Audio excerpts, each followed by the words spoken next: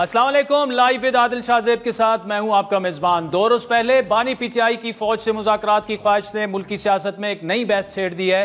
ایک ہفتہ پہلے اچانک پی ٹی آئی کے موقف میں بڑی تبدیلی آئی اور اسٹیبلشمنٹ کے خلاف بیانیاں لے کر چلنے والے لیڈران کے بیانات یکسر تبدیل ہو گئے۔ فوج سے مذاکرات کے حوالے سے ہم پہلے بھی آپ کو آگاہ کر چکے ہیں کہ نہ تو فوج سے کسی قسم کا رابطہ ہوا اور نہ ہی فوج سے کسی قسم کے مذاکرات کے کوئی امکانات ہیں۔ D G I S P R پہلے ہی فوج کا موقف دے چکے ہیں۔ سیاسی انتشاری ٹولہ جو آپ کے سامنے جو کچھ کر رہا ہے اور کرواتا آ رہا ہے اس کے ساتھ کوئی بات چیت نہیں ہو سکتی۔ ایسے سیاسی انتشاری ٹولے کے لیے صرف ایک ہی راستہ ہے کہ وہ صدق کے دل سے معافی مانگے قوم کے سامنے اور یہ وعدہ کرے کہ وہ نفرت کی سیاست کو چھوڑ کے تعمیری سیاست میں حصہ لے گا۔ اور ویسے بھی جو بات چیت ہے وہ سیاسی پارٹیز کو آپس میں زیب دیتی ہے، اس میں فوج یا ادارے بالکل مناسب نہیں کہ بات چیت۔ تحریک انصاف کے بیانات کا جائزہ لیں تو اس سے پہلے بھی وہ اسٹیبلشمنٹ سے بات چیت کے لیے خواہاں تھے، لیکن اسٹیبلشمنٹ سے کسی قسم کا کوئی جواب موصول نہ ہوا، جس کے بعد پی ٹی آئی نے چند اعلیٰ شخصیات کے خلاف سخت موقف اپنا کر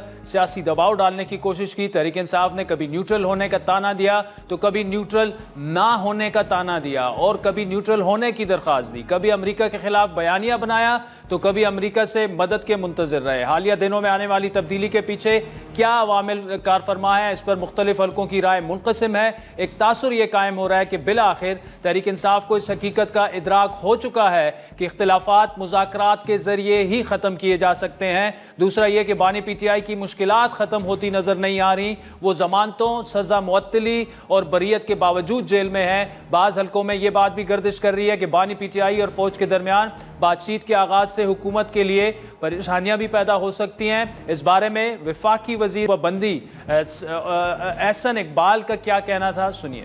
مشن سرفس ہوئی ہے کہ پی ٹی آئی کے سوشل میڈیا کو بیرون ممالک سے، پاکستان کے دشمن ممالک سے ہینڈل کیا جا رہا ہے، اور جو ادارے ہیں وہ اس پر ثبوت جب ان کے پاس ہوگا اور وہ سمجھیں گے کہ آئین اور قانون کے تحت they have a strong case تو they can always move forward, اور اس کو حکومت کسی نوٹیفیکیشن کے ذریعے نہیں کر سکتی، اس کا ایک طریقہ کار ہے، اور حکومت ایسا فیصلہ کرے گی تو وہ اتنا مضبوط ہونا چاہیے کہ وہ اسکروٹنی آف لا کو سٹینڈ کر سکے۔ میں نہیں سمجھتا کہ کوئی اس طرح کی پریشانی ہمیں لاحق ہو سکتی ہے، اور نہ ہی غالباً فوج میں بھی ایسی سوچ ہوگی کہ فوج دوبارہ سیاست کے اندر خود کو مداخلت کرے۔ تحریک انصاف نے مذاکرات کے لیے تمام اختیارات محمود خان اچکزئی کو سونپ دیے ہیں اور وہ تحفظ آئین کمیٹی کے پلیٹ فارم سے پی ٹی آئی کے لیے مذاکرات کریں گے۔ گزشتہ روز پی ٹی آئی کے سینئر رہنما لطیف کھوسا سے لائیو ود عادل شاہ زیب میں گفتگو کرتے ہوئے جب ہم نے اس حوالے سے گفتگو کی تو ان کا کیا کہنا تھا، سنیے۔ آئین بحالی کے لیے محمود خان اچکزئی فوج سے مذاکرات کریں گے، اس پر تو ہلکا سا مسکرا دیں ہم تو زیادہ بہتر ہوگا۔ اچھا تو کیا فوج سے کیا باتیں کرنی ہیں؟ دیکھیں بڑی سیدھی سی بات ہے کہ آپ آئین کے دائرے میں رہتے ہوئے اپنا جو ہے کیجئے گا۔ ملک کی تباہی کا جو تباہی جس پر نہج پر آ گئی ہے، اب اس چیز کا متحمل پاکستان نہیں ہو سکتا ہے۔ تحریک انصاف نے ملک میں نئے انتخابات کے لیے کوششیں شروع کر دی ہیں اور اس سلسلے میں پی ٹی آئی نے نئے سیاسی اتحاد پر بھی کام شروع کر دیا ہے۔ سابق اسپیکر قومی اسمبلی اسد قیصر کا دعویٰ ہے کہ آئندہ 15 روز میں نیا سیاسی اتحاد سامنے آ جائے گا۔ تحریک انصاف اکتوبر میں ہونے والی تبدیلی کی بھی منتظر نظر آ رہی ہے۔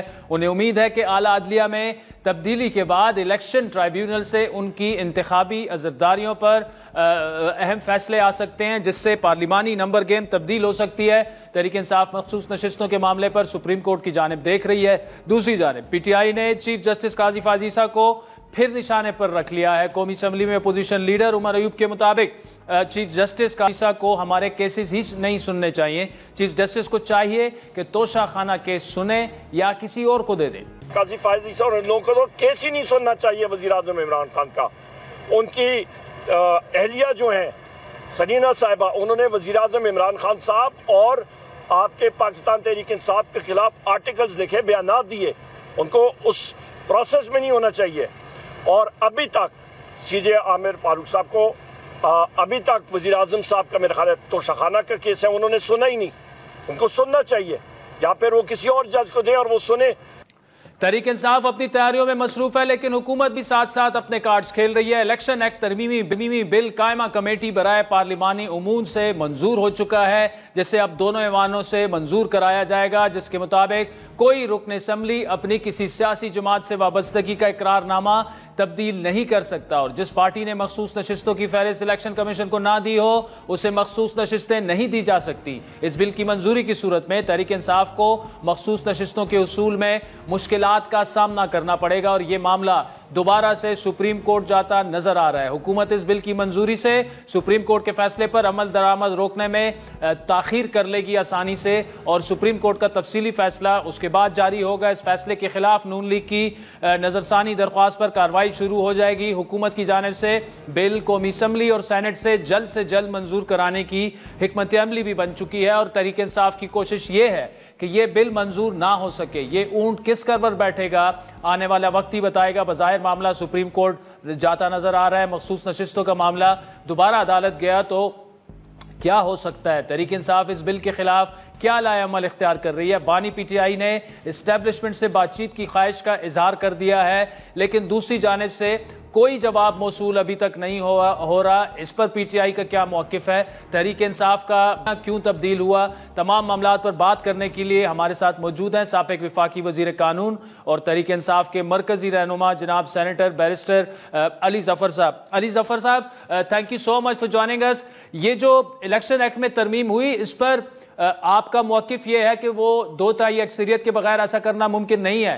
اب وے فارورڈ کیا ہوگا؟ حکومتی موقف یہ ہے کہ سپریم کورٹ کا جو فیصلہ ہے وہ پارلیمان جو ہے وہ مطلب آئین کو ری رائٹ جو ہے وہ سپریم کورٹ نہیں کر سکتی، آئین کی تشریح کر سکتی ہے، قانون بنانا صرف پارلیمان کا کام ہے۔ جی دیکھیں، بالکل ایک درست موقف ہے، اور یہی قانون ہے کہ قانون سازی کرنا پارلیمنٹ کا کام ہے، لیکن پارلیمنٹ قانون سازی کر سکتی ہے آئین کے مطابق۔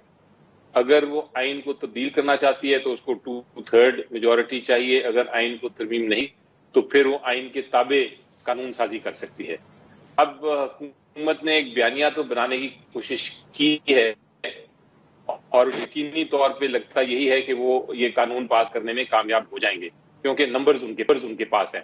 حالانکہ دیکھنے میں یہ آ رہا ہے، سننے میں یہ آ رہا ہے کہ کچھ اتحادی جماعتیں اور وہ جماعتیں جو کہ قانون میں اور پارلیمنٹری نظام میں اور سیپریشن آف پاورز اور جمہوریت میں یقین رکھتی ہیں، وہ شاید اس میں ووٹ نہ کریں۔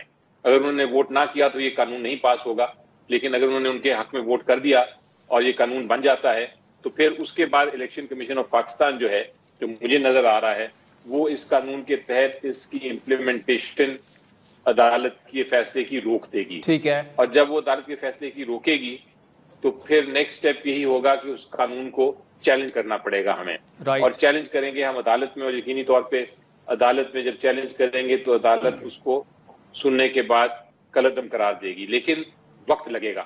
تو اس لیے میرا خیال ہے یہ ٹائم بائی کرنے کی ایک طریقہ کار ہے، کچھ وقت گزارنے کی۔ یہ کوئی حکومت کو بھی پتہ ہے کہ یہ قانون جو ہے یہ اپلائی نہیں کر سکتا ہے ایک ریٹروسپیکٹیولی جا کے، یعنی ماضی میں جا کے ججمنٹ کو ختم نہیں کر سکتا، اس کے لیے آئینی ترمیم چاہیے، لیکن وہ محل ٹائم گین کرنے کے لیے، وقت گزارنے کے لیے یہ کاروائی شروع۔ تو اب کیا آئین میں ترمیم یا الیکشن ایکٹ میں ترمیم ایک ہی چیز ہے؟ مطلب الیکشن ایکٹ میں ترمیم کے لیے بھی 2/3 اکثریت چاہیے؟ نہیں، الیکشن ایکٹ میں تو آپ عام قانون، الیکشن ایکٹ بھی عام قانون کی طرح بنا ہے، یعنی سمپل میجورٹی سے، تو الیکشن ایکٹ میں تو ترمیم بھی سمپل میجورٹی سے ہو سکتی ہے۔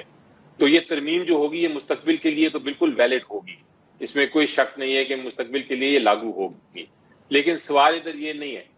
سوال یہ ہے کہ کیا یہ ماضی میں جا کے ایک ایسی ججمنٹ کو، ایک ایسے فیصلے کو جس میں آئین کی تشریح ہوئی ہو، اس قسم کے فیصلے کو تبدیل کر سکتی ہے کہ نہیں؟ وہاں جواب یہ ہے کہ اگر کوئی ایسا فیصلہ ہو جو آئین کی تشریح کرتا ہو، جو آئین کے بارے میں بات کرتا ہو کہ آئین یہ کہتا ہے، اگر اس فیصلے کو آپ نے ہٹانا ہے تو پہلے آپ کو آئین کی شق ہٹانی پڑے گی جس کی تشریح ہوئی ہے۔ اگر وہ آئین کی شق اسی طرح رہی تو پھر فیصلہ بھی اسی طرح قائم رہے گا۔ یہ ایک ٹیکنیکل پوائنٹ ہے۔ اگر یہ آئینی فیصلہ نہ ہوتا یا آئین کی تشریح اس میں نہ ہوتی تو پھر وہ فیصلے کو عام قانون کے ذریعے ختم کیا جا سکتا تھا، لیکن چونکہ یہ فیصلہ آئین کی تشریح ہے اور ایک کچھ آرٹیکل جو آئین کے ہیں جو شکیں ہیں ان کی تشریح ہے، تو جب تک وہ شکیں کی زبان تبدیل نہیں ہوگی یہ ججمنٹ اسی طرح رہے گی. ہاں مستقبل کے لیے الیکشن ایکٹ میں ترمیم ہو گئی ہے، وہ مستقبل کے لیے اپلائی کرے گا. اچھا، خان صاحب کی سٹیٹمنٹ پر کافی ڈسکشن ہوئی، فوج سے بات کی رضامندی، پھر لطیف کھوسہ صاحب نے کہا، ہمارے نمائندے محمود خان اچکزئی صاحب ہیں، آپ کی کیا رائے ہے؟ کیا خان صاحب کی سٹیٹمنٹ کو وہ سمجھا جائے، ایک نرمی سمجھا جائے ان کے موقف میں؟ ابھی تک تو وہ کسی سے بات کرنے کے لیے نہیں تیار، اب تیار ہو چکے ہیں بات کرنے کے لیے، اور پھر فوج کی طرف سے ابھی تک کوئی رسپانس نہیں آیا اور میرا نہیں خیال کہ آئے گا، تو اگلا مرحلہ اب کیا ہوگا بیرسٹر صاحب؟ جی دیکھیں میری پہلے تو میں ایک بات آپ سے کر دوں جی، اور وہ یہ ہے کہ جب یہ بیان دیا انہوں نے پرسوں، تو اس کے بعد سے میری ملاقات نہیں ہوئی. تو جب تک ون آن ون میں کوئی بیان ڈسکس کرتا، میں ان کے کیا ارادہ تھا یا کیا ان کے پیچھے کیا کانٹیکسٹ تھا، میں اس پہ اپنا ایک حتمی آپ کو جواب نہیں دے سکتا. لیکن میں اپنا اندازہ آپ کو بتا دوں، میری نظر میں کوئی پہلی کی پوزیشن میں کوئی تبدیلی نہیں آئی. میری نظر میں پہلے بھی یہ کہا تھا اور یہی مینڈیٹ تھا کہ اچکزئی جو ہیں وہ جا کے کسی بھی ادارے سے یا کسی بھی پولیٹیکل پارٹی سے بات کر لیں، اور بات کرنے کے ان کا حق ہے. وہ ایک گروپ کے ایک فی الحال لیڈر ہیں، ایک اتحاد تو نہیں کہہ سکتے لیکن ایک گروپ کے جو مختلف پارٹیز پہ مشتمل ہے، ایک اس کے بنائے گئے ہیں سربراہ ایک طرح سے. تو وہ جا کے مذاکرات کر لیں، اور پھر جو مذاکرات انہوں نے کیے ہیں اور کوئی فیصلے کیے ہیں یا کوئی ہلچل ہوئی ہے اس میں، تو وہ پھر آ کے پی ٹی آئی سے ڈسکس کر لیں، اور پھر پی ٹی آئی فیصلہ کرے گی اپنی ان کی بات سن کے کہ وہ کیا رد عمل انہوں نے اپنانا ہے. تو یہی پوزیشن مجھے لگتی ہے، اسی لیے انہوں نے یہ کہا ہے کہ اچکزئی صاحب بات کر لیں. تو میں اس کانٹیکسٹ میں دیکھا جائے گا. لیکن جس طرح میں نے کہا کہ میں ان سے ہفتے کو مل رہا ہوں، اور میں پھر جو الٹیمیٹلی وہ جو مجھے ڈائریکٹلی بات کریں گے اس کے مطابق پھر میں آپ کو بتاؤں گا، کیونکہ میں نے دیکھا ہے ماضی میں کہ بات کچھ اور کئی بار ہوتی ہے، اور یہاں ہم لوگ کچھ تبصرے کر دیتے ہیں لیکن وہ بعد میں جا کے پتہ چلتا ہے کہ ایشو کچھ. ویسے ٹو دا پوائنٹ تفصیلی اور انٹرسٹنگ جواب آپ نے دیا کہ آپ نے خود ابھی تک یہ نہیں سنا تو اس پر تبصرہ نہیں کر رہے، لیکن یہاں سوال یہ ہے، سیاسی جماعت سے بات کرنا، فوج سے بات کرنا کچھ اور ہوتا ہے. خود اچکزئی صاحب آن ریکارڈ ہیں کہ ہمیں بات جمہوری پارٹیوں سے کرنی چاہیے، حکومت سے کرنی چاہیے، کیونکہ جدوجہد اگر سویلین بالادستی کیا اور ہم فوج کے سامنے بیٹھ جائیں تو ہم خود اپنی جدوجہد اور سیاست کی نفی کر رہے ہیں. جی میں نے بھی ان کا یہ بیان سنا ہے، اس لیے تھوڑی سی یہ بات ضرور ہے کہ کیا انہوں نے اس بات پہ آمادہ ہو گئے ہیں وہ کہ میں، یا ان کو یہ پیغام ملا ہے کہ میں بات کروں گا ہر ایک کے بہاف پہ. مجھے ابھی تک اس کی کنفرمیشن یا ڈینائل بھی نہیں کہیں میں نے پڑھا یا سنا. میں اچکزئی صاحب کو ابھی فون کیا تھا دوپہر کو، لیکن ان سے بات نہیں ہو سکی اس سلسلے میں.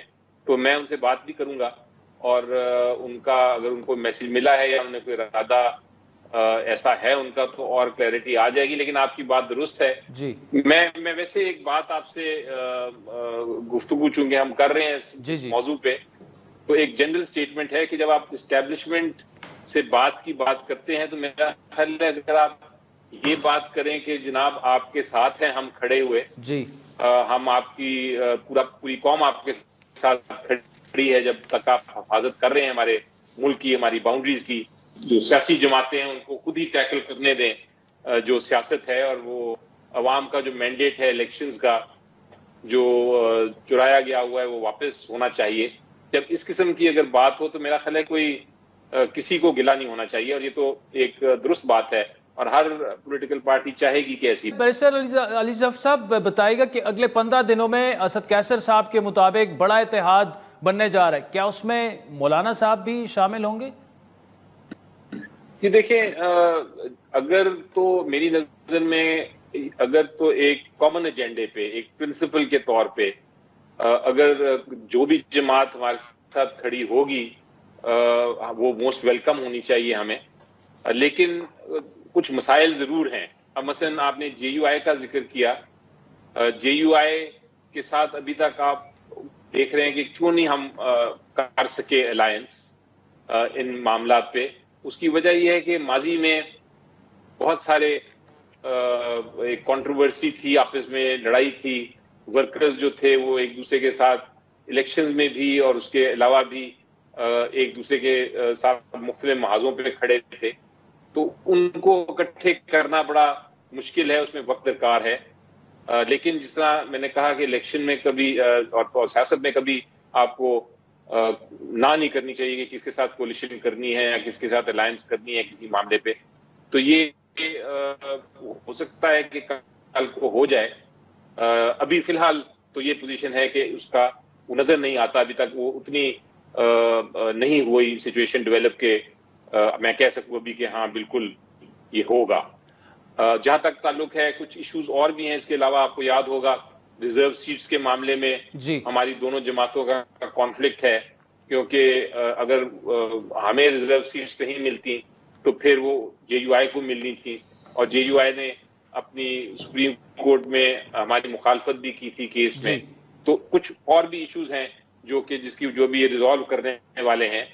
آج کے دن ابھی تو میں نہیں کہوں گا کہ کوئی ایسا پوزیشن ہو سکتی ہے کہ اکٹھے ہوں، لیکن ہو سکتا ہے 15 دن بعد ہو جائیں. یہ کچھ کہا نہیں جا سکتا. صاحب آخری سوال، عمر ایوب صاحب کی ایک سٹیٹمنٹ ہے کہ قاضی فائز عیسیٰ صاحب کو ہمارے کیسز جو ہیں وہ نہیں سننے چاہیے، ان کے خلاف سوشل میڈیا پر ایک کمپین چلی، گورنمنٹ نے یہ کہا کہ پی ٹی آئی انہیں ٹارگٹ کر رہی ہے، اور آج یہ سٹیٹمنٹ دینا کہ ہمارے کیسز نہیں سننے چاہیے، تو پھر گورنمنٹ جو کہہ رہی ہے وہ تو پھر جسٹیفائیڈ ہے جو بھی وہ کہہ رہے ہیں. دیکھیں دو مختلف باتیں ہیں. پہلے تو جو سوشل میڈیا پہ قاضی فائز عیسیٰ، جسٹس قاضی فائز عیسیٰ کے خلاف بات ہو رہی تھی ان کے کسی فیصلے کے سلسلے میں، اور ادھر تو میرا خیال ہے بڑا واضح طور پہ یہ کہوں گا کہ میری نظر میں پی ٹی آئی کا اس سے کوئی تعلق نہیں ہے، اور میں ذاتی طور پہ بھی سمجھتا ہوں کہ بالکل یہ غلط بات ہے، اور جو گورنمنٹ کا سٹانس ہے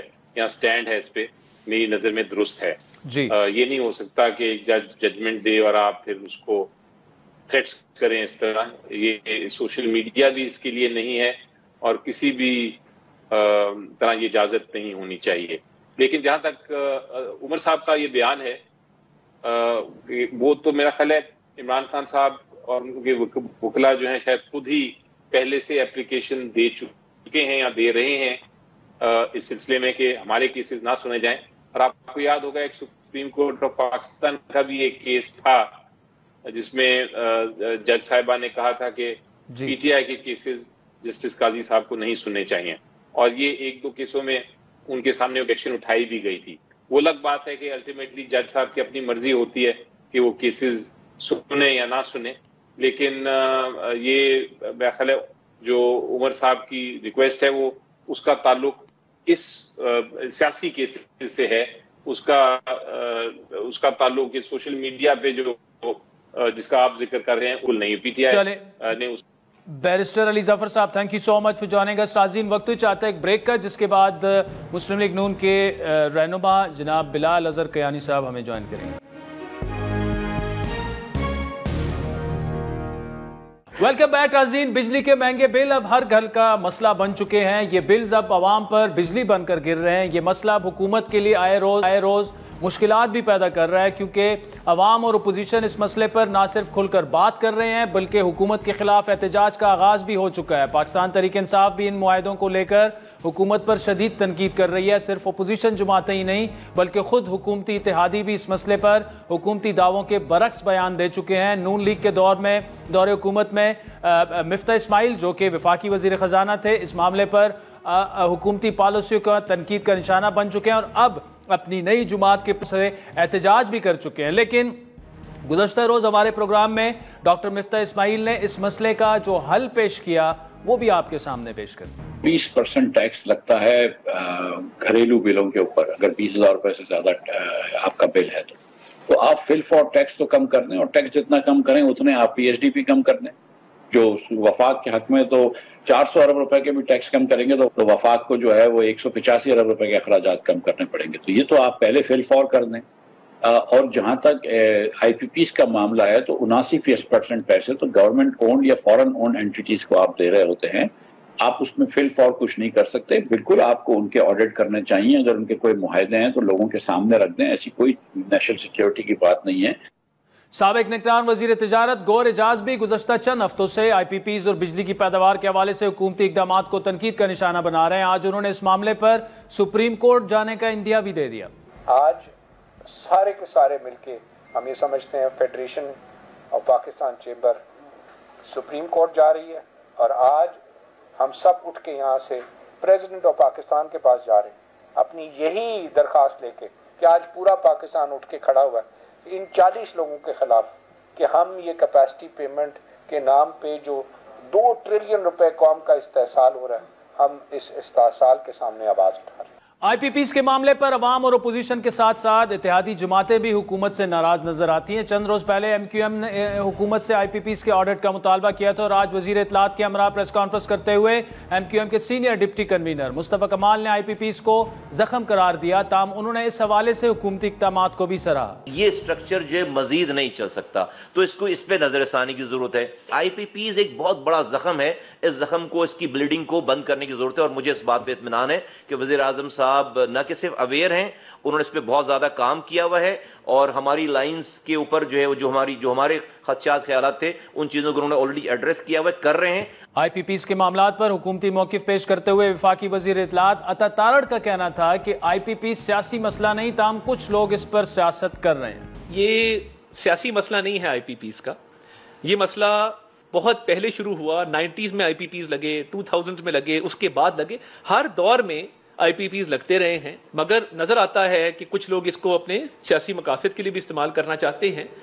بجلی کے بلز، بجلی گھروں سے تیار ہونے والی مہنگی بجلی اور حکومتی معاہدوں کو لے کر راولپنڈی میں جماعت اسلامی کا دھرنا گزشتہ 7 روز سے جاری ہے. اس احتجاج میں حکومت اور جماعت کے مذاکرات کے 2 ادوار ہو چکے ہیں، لیکن کوئی پیش رفت نہیں ہو سکی. آج جماعت اسلامی کے امیر حافظ نعیم الرحمان نے آئی پی پی سے معاہدے ختم کرنے اور بجلی کی قیمتیں کم کرنے کے مطالبات پورے نہ ہونے کی صورت میں دھرنے کو حکومت ہٹاؤ تحریک میں بدلنے کا اندیا دے دیا ہے. جماعت اسلامی اور حکومت کے درمیان مذاکرات کامیاب کیوں نہیں ہو پا رہے؟ کیا جماعت اسلامی حکومت ہٹاؤ تحریک کی طرف جا سکتی ہے؟ تمام معاملات پر بات کریں گے. اس وقت ہمارے ساتھ موجود ہیں مسلم لیگ رہنما جناب بلال اظہر کیانی، اور اس کے بعد جماعت اسلامی کے سیکرٹری جنرل امیر العظیم صاحب ہمیں دھرنے سے جوائن کریں گے. Bilal sahab, thank you so much for joining us. Sir, پہلا سوال تو جو ترامیم اور آپ نے وہ پیش کی الیکشن ایکٹ میں، اس میں ایشو یہ ہے کہ الیکشن ایکٹ میں بالکل آپ کے پاس قومی اسمبلی میں اکثریت ہے، سینٹ میں ہے، وہ تو آپ ترمیم کر لیں گے، لیکن جب آپ اس کا اطلاق ماضی سے کروانا چاہتے ہیں تو بیرسٹر علی ظفر صاحب کا موقف یہ، اس کے لیے آپ کو آئین میں ترمیم کرنی پڑے گی اور 2/3 میجورٹی چاہیے، جو آپ کے پاس نہیں ہے. جی، بسم اللہ الرحمن الرحیم. عادل صاحب، بہت شکریہ جی اپنے شو میں دعوت دینے کا. دیکھیے، بنیادی طور پہ سب سے پہلے تو یہ سمجھنا چاہیے کہ بل ہے کیا. بنیادی طور پہ ہم یہ سمجھتے ہیں کہ جو چیز ہم اس بل میں لائے ہیں وہ موجودہ آئین اور قوانین سے سپورٹڈ ہے، اور بلکہ ان اے وے دیکھا جائے تو آلریڈی جو قوانین یا قانون ہے الیکشنز ایکٹ کا، اس میں، اس کے رولز میں اور آئین میں یہ چیزیں درج بھی ہیں، مگر ہم نے اس بل کے تحت موجودہ چیزوں کو ہی مزید واضح کیا. اب میں آپ کو بنیادی طور پہ بہت مختصراً اس کی آپ کو سر ٹھیک ہے وہ نہیں دیکھیے وہ ہے، لیکن ان کا سوال یہ کہ ٹھیک ہے آپ بالکل درست کر رہے ہیں، قانونی طور پر بھی ٹھیک ہے، لیکن ماضی پہ اس کا اطلاق آپ کیا؟ سر، میں آپ سے یہ بات کر رہا ہوں کہ جو ادھر چیز لکھی ہوئی ہے، جو ہم نے مزید واضح کی اس ترمیم کے تحت، یہ موجودہ آئین اور قانون میں بھی درج ہے، اس کو مزید واضح کیا گیا ہے، تو اس کا اطلاق تو آج بھی ہے. دیکھیے، گزارش یہ ہے، اس میں ہم 3 باتیں کہہ رہے ہیں بہت مختصراً. پہلے ہم یہ کہہ رہے ہیں کہ ایک شخص الیکشن سے قبل کوئی بھی کینڈیڈیٹ جو ہے، اس نے ایک ڈکلیریشن فارم جمع کرانا ہوتا ہے، جسے ہم پارٹی ٹکٹ کہتے ہیں، ریٹرننگ افسر کے ساتھ. ہم آگے بس یہ ایڈ کر رہے ہیں کہ اگر آپ وہ فارم نہیں جمع کراتے تو آپ آزاد کینڈیڈیٹ تصور ہوں گے. اس کے اوپر کسی کو کبھی کوئی ڈس ایگریمنٹ نہیں رہی.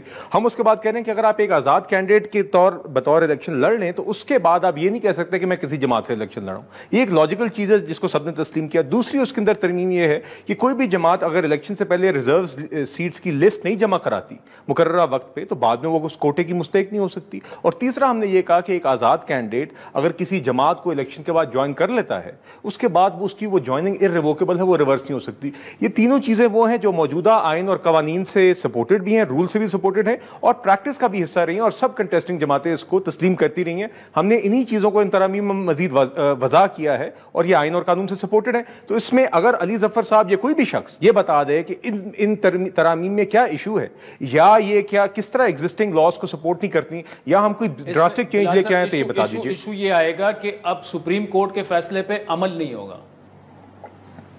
نہیں دیکھیے عادل صاحب, اس کا میں تو یہ کہوں گا کہ اگر آپ اس فیصلے کو دیکھیں تو اس فیصلے کے ساتھ میرا اپنا ایک اعتراض ضرور ہے. میرے خیال سے اس فیصلے کے اندر شاید کچھ غلطیاں ہیں, اور غلطیاں ججمنٹس میں ہو سکتی ہیں. میرا خیال سے there is an element of rewriting the constitution. ایک جماعت ہے جس نے ایک پریئر ہی نہیں کیا, وہ اس جماعت میں پارٹی نہیں ہے کہ اس کو وہ ریلیف دیا گیا جو اس نے مانگا نہیں, اور اس نیچر میں دیا گیا جو میرے خیال سے it is not in harmony with the articles of the constitution یا ریلیونٹ آرٹیکلز یا sections of the elections act. تو دیکھیے ہمارے پاس اب جہاں تک اس ترمیم کا حوالہ میں دوں تو ایز لا میکرز ہمارے پاس مکمل اختیار ہے کہ ہم ہمارے پاس جو ٹولز اویلیبل ہیں قانونی طور پہ جو کہ بلز پیش کرنا ہے اور آئینی فورمز کے تحت اس کو قانون بنانا ہے, وہ تو ہمارے پاس اختیار ہے. اب آگے اگر آپ اس کو پیشن گوئی کریں یا علی ظفر صاحب کے کوئی ایک پرابلم پریڈکٹ کرنا چاہ رہے ہیں, وہ بالکل ان کی چوائس ہے. سپریم کورٹ کی ورڈکٹ سے پہ اوپر میرے بھی تحفظات اور اعتراضات ضرور ہیں, مگر یہ قانون یہ جو ہم لے کے آئے ہیں یہ بالکل آئین اور قانون سے سپورٹڈ ہے, اور یہ تینوں چیزیں میں نے آپ کو جو بتائی ہیں یہ لاجیکل ہے. یہی بات ہم نے کل اسٹینڈنگ کمیٹی آن پارلیمنٹری افیئرز میں کی, جہاں پہ پی ٹی آئی کے لوگ بھی موجود تھے. یہی بات میں آپ کے سامنے آج دہرا رہا ہوں. جی اچھا, دوسرا اب مجھے یہ بتائیے گا کہ آئی پی پیز کا جو ایشو ہے, ہر طرف آئی پی پی ہو رہی ہے. گور اعجاز صاحب کی آج پریس کانفرنس ہوئی ہے, انہوں نے تو یہ کہا ہے کہ وہ سپریم کورٹ جا رہے ہیں. جماعت اسلامی کا دھرنا ادھر ہو رہا ہے, وہ بھی آئی پی پیز کی بات کر رہے ہیں. اب جہاں جہاں گورنمنٹ ری نیگوشیٹ کر سکتی ہے وہاں تو آپ لوگوں کو کرنا چاہیے نا. دیکھیے عادل صاحب, حکومت ہر ممکن کوشش کر رہی ہے کہ جہاں پہ بھی نمبر 1 بجلی کے نظام کے اندر ایفیشنسی اور بہتری آ سکے, اور جہاں پہ بھی بجلی کے نرخ کو کم سے کم رکھا جا سکے, یا خاص طور پہ جو آپ کے کمزور طبقات ہیں 100-200 یونٹ تک 80% جو آپ کے گھریلو صارفین ہیں, ان کے لیے آج بھی نرخ نہیں بڑھایا گیا, بلکہ اس کو وہیں پہ مقرر رکھنے کے لیے جو کہ ایک سبسڈائزڈ ریٹ ہے ادھر رکھنے کے لیے مزید 50 ارب روپے کی سبسڈی ابھی دی گئی ہے. جب اوور آل نرخ بڑے بھی ہیں تو اکثریت آپ کی آبادی کو اس نرخ کے اضافے سے بچایا گیا. ہیونگ سیڈ دس, بجلی کے نرخ پھر بھی ہم سب مانتے ہیں کہ زیادہ ہیں, بالکل ہم سب چاہتے ہیں کہ اس میں بہتری لے کے آئیں. وزیر اعظم صاحب چاہے وہ ٹرانسمیشن کا نظام ہو, چاہے وہ ڈسٹریبیوشن کا نظام ہو, چاہے وہ ٹیرفس کے اندر جو بھی ایفیشنسی آ سکتی ہے اس کا معاملہ ہو, وہ ان سب چیزوں کو دیکھ رہے ہیں. جہاں تک آئی پی پیز کا حوالہ ہے, دیکھیے کوئی بھی کانٹریکٹ اگر کہیں پہ بھی کوئی گنجائش ہے, اور جس طرح کے آپ وہ کلپ چلا رہے تھے یہ بات بالکل صحیح ہے کہ یہ پاور پرچیز اگریمنٹس 90 کی دہائی سے 15-20 سال پہلے پچھلے 10 سالوں میں دیگر اگریمنٹس ہیں جو کہ جس کے مطابق بجلی خریدی جا رہی ہے, پاور پرچیز اگریمنٹس ہیں, اس کے اندر کہیں پہ بھی جو گنجائش ہوئی ان کی ٹرمز بہتر کرنے کے لیے تو حکومت ضرور ایکسپلور کرے گی. آہستہ آہستہ آپ دیکھ رہے ہیں کہ رینیوبل کی طرف بھی حکومت شفٹ کر رہی ہے, جس کی وجہ سے امپورٹڈ فیول پہ ڈپینڈنس کم ہوتی ہے, آپ کی ڈالر ڈپینڈنسی نہیں رہتی, آپ کے بجلی بنانے کی جب کاسٹ کم ہوگی, اس کی ترسیل کی کاسٹ کم ہوگی تو نرخ بھی کم ہوں گے. تو حکومت یہ ساری چیزیں دیکھ رہی ہے, اور میں آپ کو یقین دلاتا ہوں کہ وزیر اعظم صاحب کی ٹاپ پرائرٹی کے روزانہ کی بنیاد پہ وہ ہر ممکن وہ ایفرٹ کر رہے ہیں ٹو انشور کہ بجلی کے نظام کو بھی بہتر کریں, بجلی کے نرخ کو بھی کم سے کم تر رکھ سکیں, اور سب سے کمزور طبقات کو جتنی پروٹیکشن دے سکتے ہیں, جتنی ان کے لیے آسانی پیدا کر سکتے ہیں, وہ کریں. جی اچھا, تو جماعت اسلامی کے ساتھ کیا بنا؟ وہ تو ان کے جو مطالبات ہیں وہ تو یہ کہہ رہے ہیں کہ 4000 سرکاری گاڑیاں ہیں پورے ملک میں, جن میں 3000 اور 4000 سی سی تک کی گاڑیاں ہیں, تو کیوں نہیں ان کو آپ دیکھیے عادل صاحب, آپ نے دیکھا پرائم منسٹر صاحب تو شہباز شریف صاحب تو آسٹیریٹی کے آلریڈی کافی کر بھی چکے ہیں, اقدامات اٹھا بھی چکے ہیں, اور ابھی بھی ایک حکومت کی ایک کمیٹی بنی ہوئی ہے on the right sizing of the federal government, جس کے اندر ایگزیکٹلی یہ کام ہو رہا ہے کہ جو وزارتیں جن کا وجود نہیں بنتا, یا جو دو وزارتیں ایک وزارت کا کام کر رہی ہیں, کہاں پہ مرجنگ ہو سکتی ہے, کون کون سے نیچے ادارے ہیں جو ڈپلیکیٹ ہیں, جو صوبائی ہیں مگر اور ان کا وفاق میں کوئی رہنے کا مقصد نہیں ہے, جو ادروائز ریڈنڈنٹ ہیں یا بلوٹڈ ہیں. یہی کام وزیر اعظم صاحب کی ہدایت کے اوپر یہ کمیٹی کر رہی ہے. میں بھی اس کمیٹی کا ایک رکن ہوں, اور وہ کافی سپیڈ کے ساتھ پرائم منسٹر کی ٹاپ پرائرٹی کے ساتھ کام کریے, اسی چیز کو ایڈریس کریے. جماعت اسلامی کے احتجاج کے بارے میں یہ کہوں گا کہ جو ہماری مذاکراتی ٹیم ان کو ملی بھی تھی, انہوں نے بھی یہ بات کی کہ دیکھیے جن ایشوز کے اوپر آپ بات کر رہے ہیں یہ تو پرائم منسٹر صاحب خود روزانہ بات کرتے ہیں کہ یہ عوامی ایشوز ہیں اور یہی حکومت کی ترجیح بھی ہے, اور اس پہ کام کریں. بجلی تو ختم کر دیں سب کے لیے. دیکھیے فری بجلی, اچھا فری بجلی کے بارے میں بھی میں آپ سے اتفاق کرتا ہوں, مگر دیکھیے یہ تاثر پھیلایا گیا کہ جیسے کوئی پارلیمنٹرین کو کوئی فری بجلی نہیں ملتی, نہ ہی ڈسکاؤنٹڈ بجلی ملتی ہے. جس کو مل رہی ہے سب کی ختم. نہیں دیکھیے بالکل جہاں پہ ایسے پریولیجز ہیں میں بالکل اتفاق کرتا ہوں. بلال صاحب دوسرا نا, جو ایک مفتہ صاحب کی بھی میں ٹویٹ دیکھ رہا تھا, جو اس وقت بلوں کی وجہ سے عوام کی حالت ہے, اگر 200 ارب کی سبسڈی دے دی جائے اس میں کافی لوگوں کو رہ سکتا ہے، اور وہ کہاں سے آئیں گے وہ پیسے؟ پی ایس ڈی پی سے نکالیں. ترقیاتی کام کیا کو پیسوں دینے کی کیا؟ دیکھیے ابھی بھی آپ نے دیکھا کہ 50 ارب جو 200 یونٹ تک صارفین جو کہ 80% آپ کے گھریلو صارفین ہیں پاکستان کے، ان کے بجلی کے نرخ ان کو پروٹیکٹ کرنے کے لیے 50 ارب over and above the rest of the allocations رکھے گئے، اسی لیے ان 3 ماہ کے لیے. تو اس طرح کے اقدامات تو آلریڈی پرائم منسٹر کی ترجیح ہیں، مگر دیکھیے اوور آل جو ایگزسٹنگ پروٹیکشن ہے وہ بھی ہم آلریڈی دے رہے ہیں، اور آگے نرخ کے اندر اگر کہیں کوئی کمی ہے، کوئی جو بھی، اور بلنگ کے پھر علیحدہ ایشوز ہیں، ڈسٹریبیوشن کمپنیز کی طرح سے فالٹی بلنگ بھی ہوتی ہے، اس میں میلس بھی انوالوڈ ہے. اسی وجہ سے پرائم منسٹر صاحب بار بار کہتے ہیں کہ پروفیشنلز کا بورڈ ہو اور آگے ہم آؤٹ سورسنگ اور پرائیویٹائزیشن کی طرف جائیں، ذمہ دارانہ نجکاری جس کے اندر رائٹ ہینڈز کے اندر یہ اینٹیز جائیں جن کو اس کو چلانا آتا ہو، جدید ٹیکنالوجی کے ساتھ، جدید میتھڈز کے ساتھ، اس پاور سیکٹر کے ایکسپرٹس اس کو چلائیں ایک ذمہ دارانہ ریگولیٹری فریم ورک کے تحت، جس میں کنزیومر بھی پروٹیکٹ ہو، یہ ڈسٹریبیوشن کمپنیز ایفیشینٹلی چلے، یہ جو نیچے لوور لیول کے اوپر ایک کرپشن کا عمل ہے جس کی وجہ سے یہ ساری انفیشنسیز آتی ہیں، جس وجہ سے اوور بلنگ ہوتی ہے، یہ معاملہ بھی ختم ہو. اور آپ نے دیکھا 1-2 جگہوں پہ لیسکو کی اوور بلنگ کا معاملہ ہوا تھا تو وزیر اعظم صاحب نے فوراً نوٹس لیا تھا، مگر اس کا فوراً بھی جو جہاں پہ یہ اس معاملے کو ٹھیک کر سکتے ہیں وہ بھی پرائم منسٹر کر رہے ہیں. اور اس کا اوور آل حل یہی ہے کہ دیکھیے حکومت کا یہ کام نہیں ہے کہ ادارے چلائے اور نہ ایفیشینٹلی چلا سکی ہے،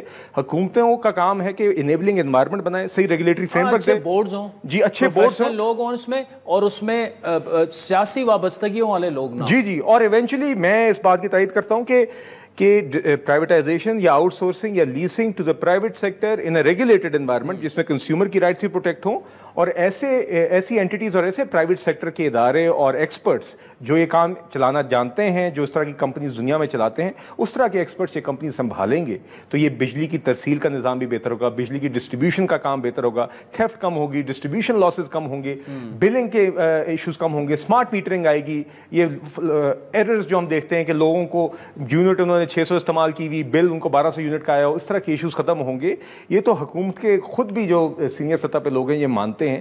تو دیکھیے ہم یہی کوشش ہو رہی ہے کہ ان سب چیزوں پہ کام ہو، ٹرانسمیشن نظام پہ بھی، کانٹریکٹس کے اندر جہاں پہ اگر کوئی بہتری کی گنجائش ہے وہ بھی، ڈسٹریبیوشن نظام کو بہتر کرنا بھی، بلنگ کو بھی بہتر کریں، رینیوبل کی طرف بھی آپ موو کریں، اور جہاں پہ موجودہ ایشوز کے ساتھ ہوتے ہوئے جو آپ کی اکثریتی پاکستانی ہیں ان کو نرخ کے اضافوں سے پروٹیکٹ کر سکیں.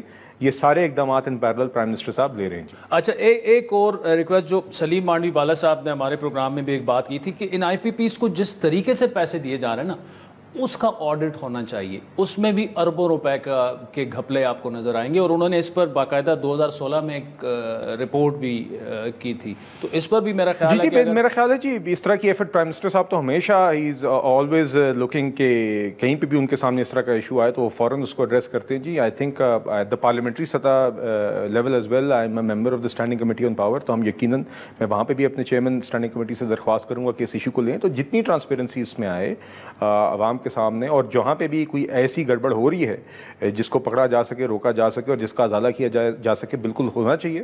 اور جہاں پہ ان کانٹریکٹس کے اندر بھی اگر کوئی بہتری کی گنجائش ہے، کوئی رینیگوسیشن ہے، تو میں بالکل اتفاق کرتا ہوں کہ اس کو ہمیں پرسو کرنا چاہیے. And I am sure that the ministry is already making all efforts that it can for this. Bilal Azhar Kayani sahab, thank you so much for joining us. ناظرین وقت بریک کا، جس کے بعد آپ سے دوبارہ ملاقات.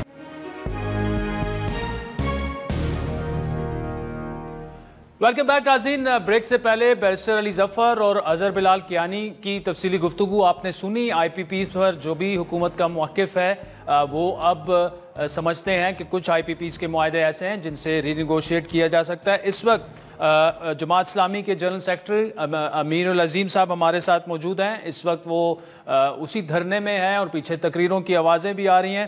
امیر العظیم صاحب، کیا ابھی اس وقت آپ کے جو فنڈامنٹل مطالبے ہیں حکومت سے، آپ کے 2 راؤنڈ چلے مذاکرات کے، کیا وہ کوئی بھی مطالبہ آپ کا ماننے کے لیے تیار ہیں، سارے ماننے کے لیے تیار ہیں، یا کوئی بھی ماننے کے لیے نہیں تیار؟ دیکھیے انہیں ماننا پڑے گا. وہ اگر یہ سمجھتے ہیں کہ مذاکرات کے نتیجے میں کچھ ٹال مٹول سے کام لیں گے تو ہم چلنے کے لیے نہیں آئے، ہم تو یہاں ٹلیاں بجانے کے لیے آئے.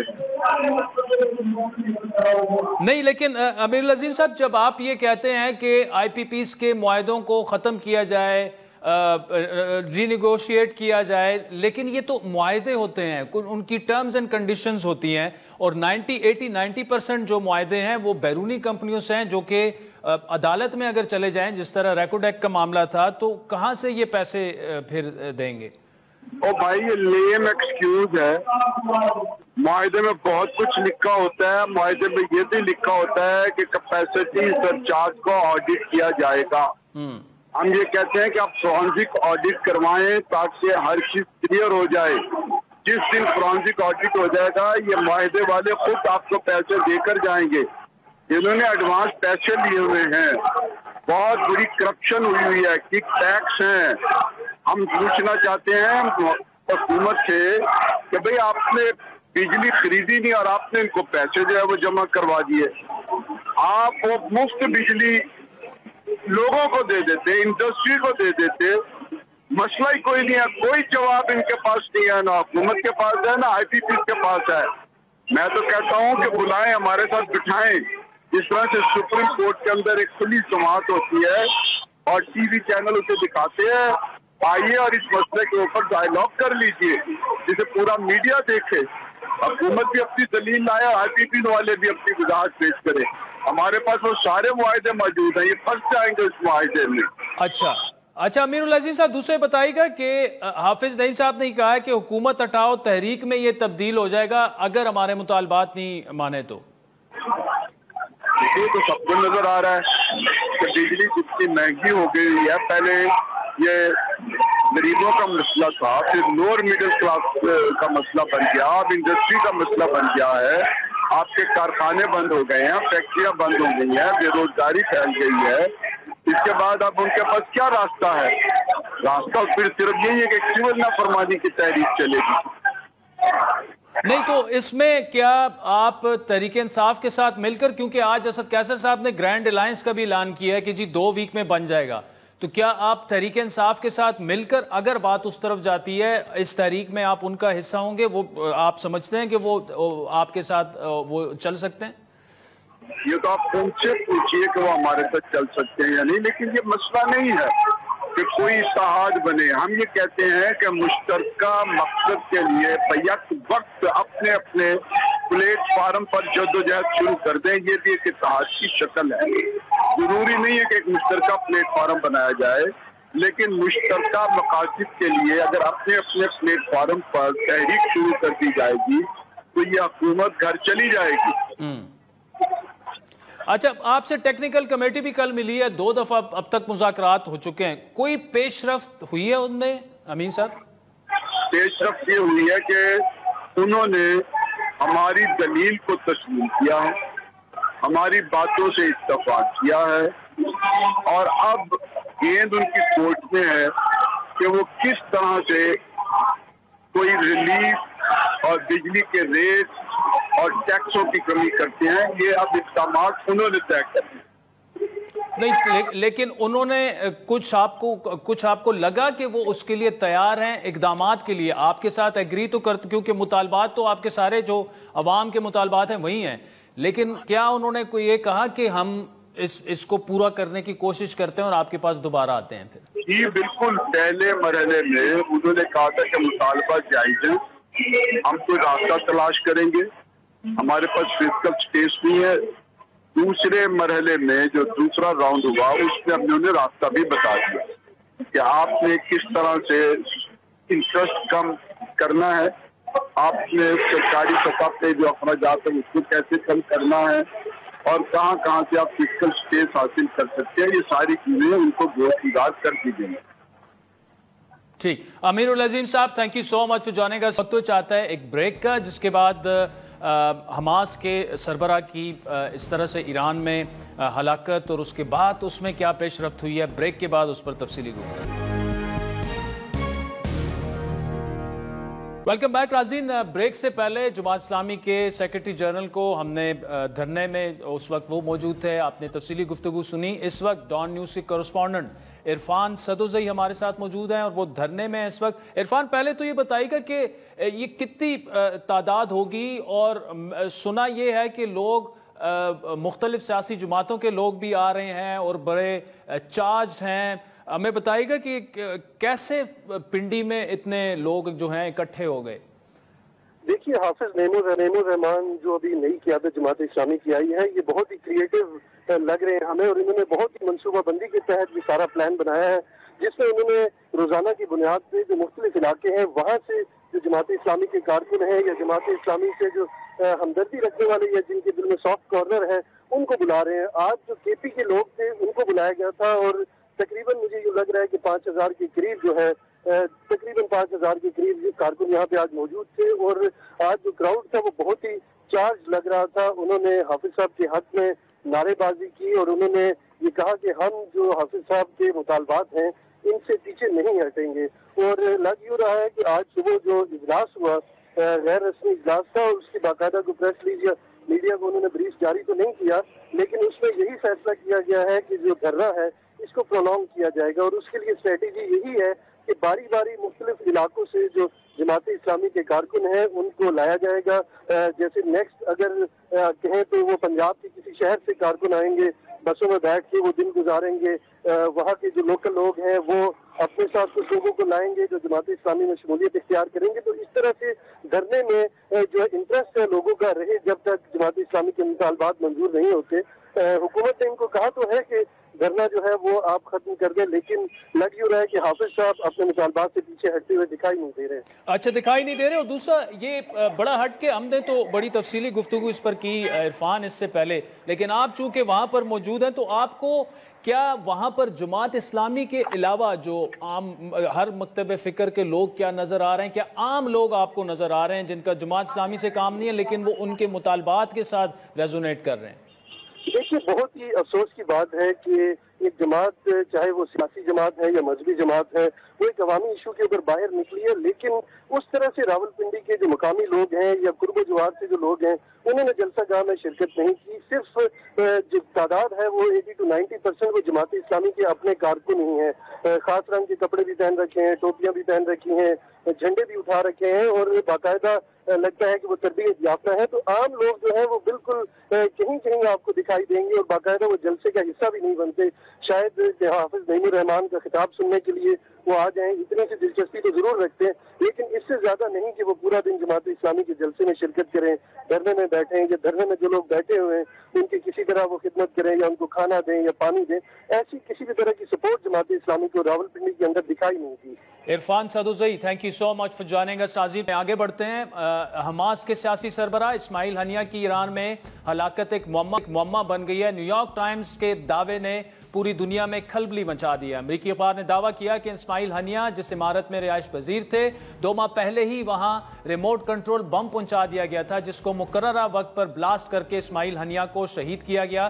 نیو یارک ٹائمز کے مطابق اس کارروائی کے دوران اس بات کا خیال رکھا گیا کہ نقصان کم سے کم ہو اور صرف ٹارگٹ کو ہی ہٹ کیا جائے۔ نیو یارک ٹائمز نے یہ بھی دعویٰ کیا ہے کہ اسماعیل ہنیہ کے ساتھ والے کمرے میں فلسطین اسلامک جہاد کے لیڈر زیاد النکہلا موجود تھے جن کو کوئی نقصان نہیں پہنچا۔ دوسری جانب یورپی مبصر برائے مشرق وسطیٰ نے دعویٰ کیا ہے کہ اسماعیل ہنیہ کو نشانہ بنانے کے لیے اسرائیل کا جاسوسی سافٹ ویئر استعمال ہوا، اور الیجا جی میگنیئر کے مطابق اسرائیل نے اسماعیل ہنیہ کے واٹس ایپ پیغام میں جدید ترین سپائی ویئر لگائے۔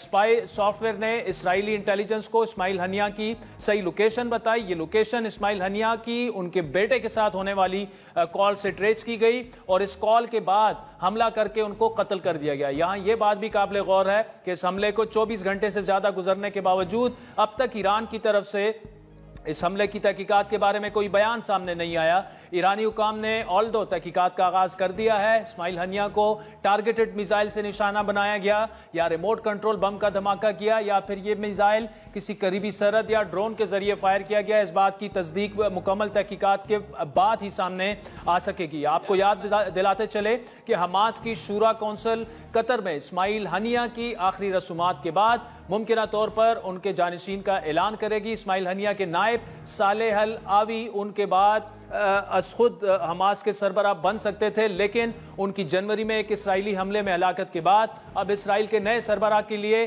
خالد مشعل اور خلیل الحیہ کے نام سر فہرست ہیں۔ خالد مشعل حماس کے سابق سربراہ رہ چکے ہیں اور وسیع سیاسی اور سفارتی تجربہ رکھتے ہیں، جبکہ خلیل الحیہ اسماعیل ہنیہ کے قریبی ساتھی اور نمایاں لیڈر ہیں اور وہ حماس کے عسکری ونگ میں بھی کافی اثر رسوخ رکھتے ہیں۔ ان تمام علامات پر ناظرین بات ہم اگلے ہفتے بھی رکھیں گے۔ اب آج کے پروگرام پر آپ کے فیڈ بیک کے منتظر رہیں گے۔ ہمارا ٹویٹر ہینڈل ہے @عادل شاہ زیب۔ اجازت دیجیے، خدا حافظ۔